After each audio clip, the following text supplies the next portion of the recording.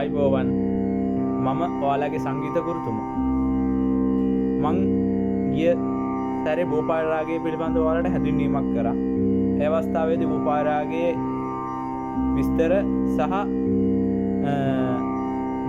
ආලාප sargam ගීතේ මං ඔයාලට කියලා දුන්නා. මං අද ඔයාලට කියලා දෙන්න යන්නේ බුupali රාගයේ madyalaya ගීතය. madyalaya gath wadithaya. මේ වැදගත් වෙන්නේ වාදනය කරන අය සඳහා පමණයි. ඔබ එස්රා චොයිලින් බටනලා සිතාර් වගේ වාදනය කරනවා නම් ඔයාලට හුඟක් වැදගත් වෙනවා මේ අභ්‍යාසයේ gath wadithaya. අපි වාදනය කරලා බලමු දැන්. හොඳයි.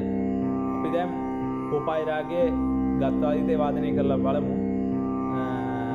අපි කිසියම් රාගයක් ගායනව වාදනය කරද්දී මුලින්ම ආලාප විනාඩියක් හෝ කෙටි ආලාප ඛණ්ඩයක් වාදනය කරන්න ඕන අනිවාර්යයෙන්.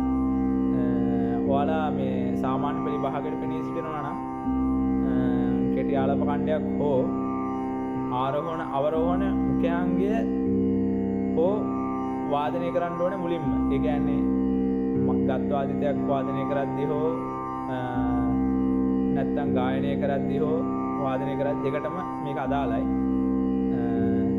එතන සාමාන්‍යයෙන් වැඩි ලකුණක් ඔයාලට එන්න ඊට ප්‍රස්තාව තියෙනවා. අපි දැන් වාදනය කරලා බලමු.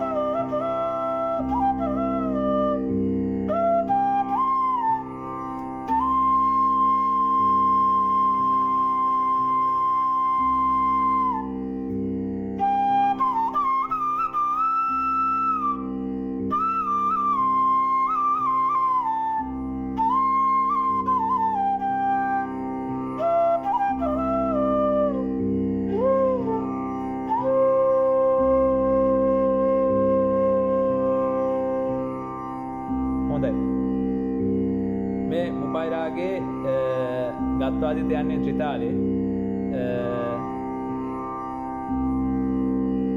මම ඔයාලට දැන් වාදනය කරලා පෙන්නන්නම්. මේ අවස්ථාවේ මට මේ තබ්ලාවක් නැහැ. ඒ වුණාට මම වාදනය කරලා පෙන්නන්නම්. ඔයාලට මම මේ තිරේ දාලා තියන්නම් gath wadithaya.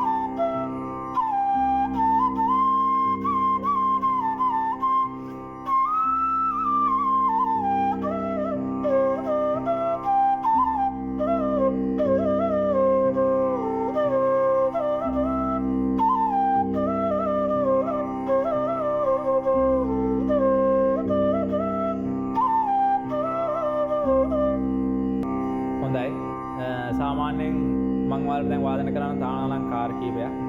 සාමාන්‍ය පිළිවෙහකට සාමාන්‍යයෙන් තාන අලංකාර 4ක් විතර වගේ තිබුණොත් ප්‍රමාණවත්. වාදනය කරමු.